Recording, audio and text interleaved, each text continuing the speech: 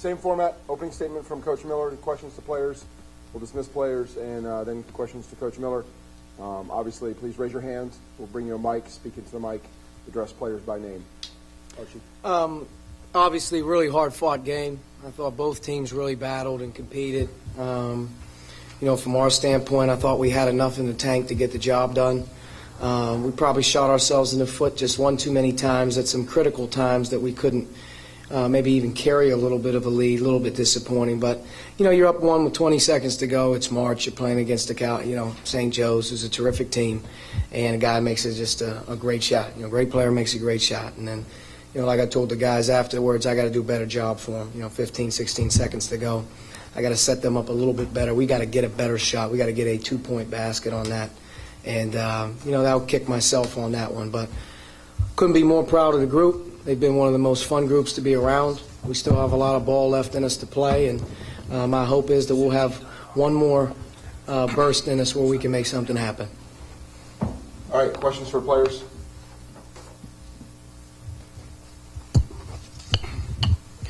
Deshaun, what did you see on the Galloway, the last shot he made? It could have gone both ways. We thought it was a push-off. But at the end of the day, that's a really good team. It was a really good shot. And it's just a tough shot, really. Other questions, players? Matt, you guys were down 6 and made a real quick run to get back in it, followed up maybe the biggest shot of your career at that point. Talk about that run and what it shows about this team that you guys were able to do that. Well, we've been in that situation multiple times this year. A lot of our victories, we've had to come back from behind, so we're used to being in that situation. And it definitely was one of the biggest shots I've ever made, and I was just too bad we couldn't close it out with one more stop. But yeah, as you mentioned, the fact that this team can continually be down in that situation and continue to fight and come back, that says a lot about the character and the resiliency of this group. Other questions, players? You guys, Kavanaugh, first, I know you want one more chance to play in the NCAA tournament. How much would that mean to you to get the call on Sunday?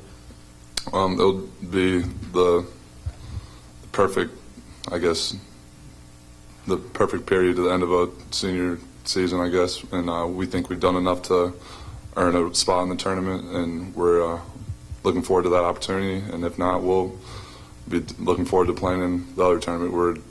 We definitely know we have more basketball to play, so whichever tournament we're in, we're going to be excited and ready to keep battling.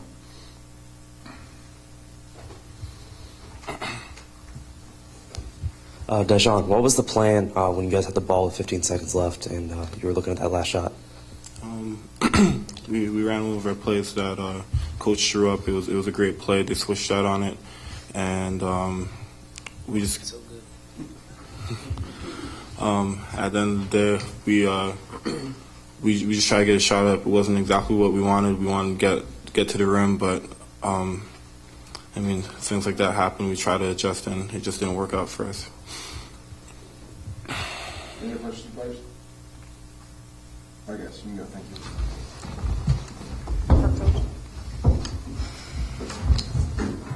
All right, questions for Coach Miller. Matt. Archie, right here. You guys are in an interesting situation here. Obviously, with the first 4, I don't believe Dayton's ever had a situation where they've been so close to the bubble, and obviously with the situation in the first 4. So I know you believe you probably should be in, hope you get in, but if you do, there's a chance that you might just barely scoot in and play on your home court. Can you speak to that situation and how, even though right now you've lost, it might benefit you by knowing the arena and having a process that would replicate something much closer to the regular season than what would be a postseason tournament game for others? Yeah, it's been the question has been asked a few times here of late about that situation or opportunity. I'll answer it the same way I pretty much answer all of them. You don't go into the season saying, I hope I get the draw and we can play at home in the NCAA tournament. It never crosses your mind. The mission is to get to the tournament. Now, the first 4 is the tournament, and we've seen some great things happen from the first 4. I think VCU a few years back made a run. You got to win one to move on, but you're in the dance, and you're going to play against another team that is excited to be there. To play in the arena, would it be familiar? Yes. It's a different crowd. It would be a different setup. The restrictions, the ability to get on and off the floor, would be fine. It's going to be an equal deal for the game. And when you tip it, maybe the rims are a little bit more familiar.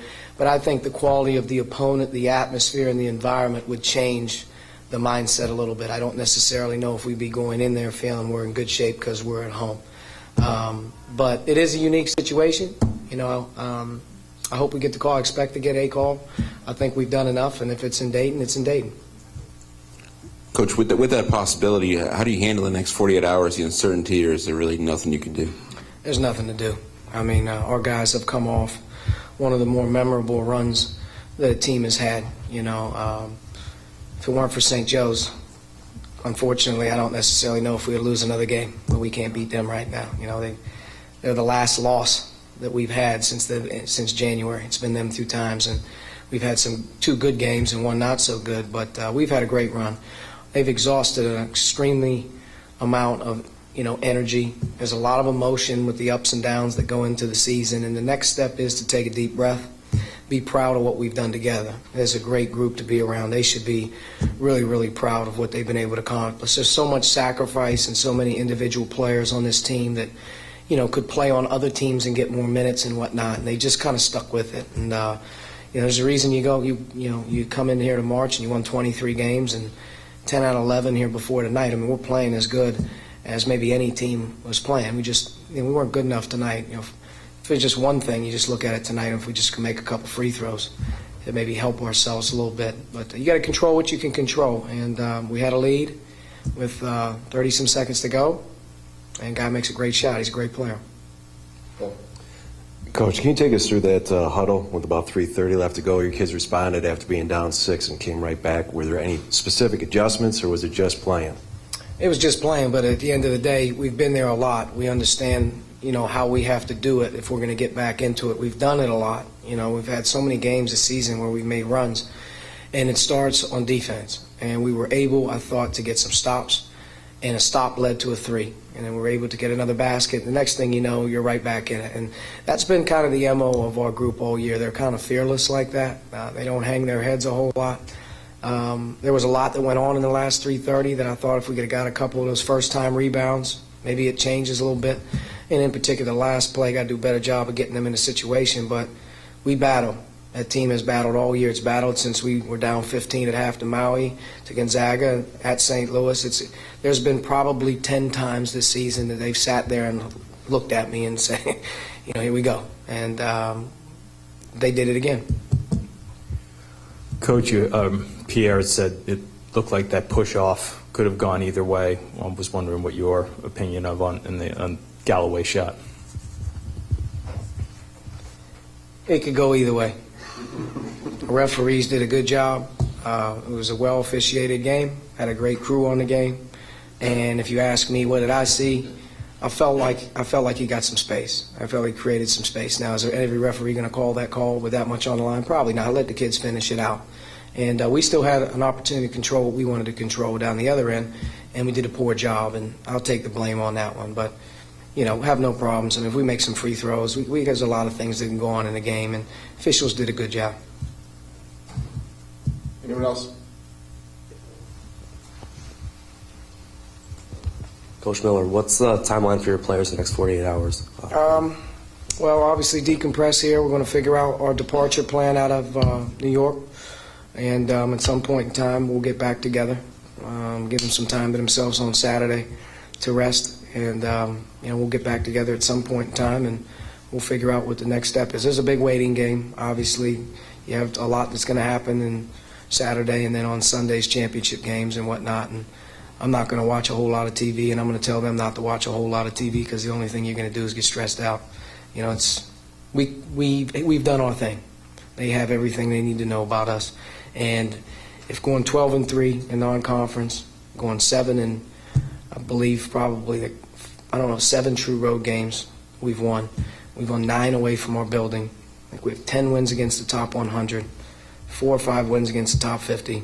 the intent to schedule in a non-conference, they tell you to schedule as hard as you can. We tried to schedule as hard as we could. So our resume is what it is, and I think it's very favorable when you stack up against the others who are in your field.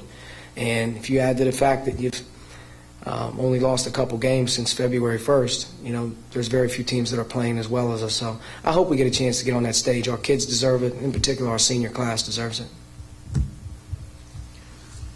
What kind of adjustments did you make to Galloway in the second half? Not very many. You know, the thing was, in Game 2 in Philadelphia, we were very, very paralyzed by him. When you have a guy that's that prolific from behind the three-point line, he dominates the game plan. You don't want him to get off, and at the same time, when your kids are confused and consumed with it, they become polarized with them, and then you start to play 4-on-4. You don't have your 5 guys guarding your rotations, your positioning. He becomes kind of on an island, and you say, hey, good job, you held him to 8 points. Well, they got 90. You know what I mean? We went team approach. We really tried to just contain the post. We tried to guard the ball better. We tried to do some things, and I thought he got some good looks early and made them. He got open a couple times in the second half. The last one that he made was a very difficult shot, but it's not the first time he's hit 6 threes. You know, last time we played him, I think he was coming off 10 made threes, and you can make the case for him as being the player of the year in our conference. So they needed all 31 of them, and he delivered. Anybody else? All right. Thank you. Thanks.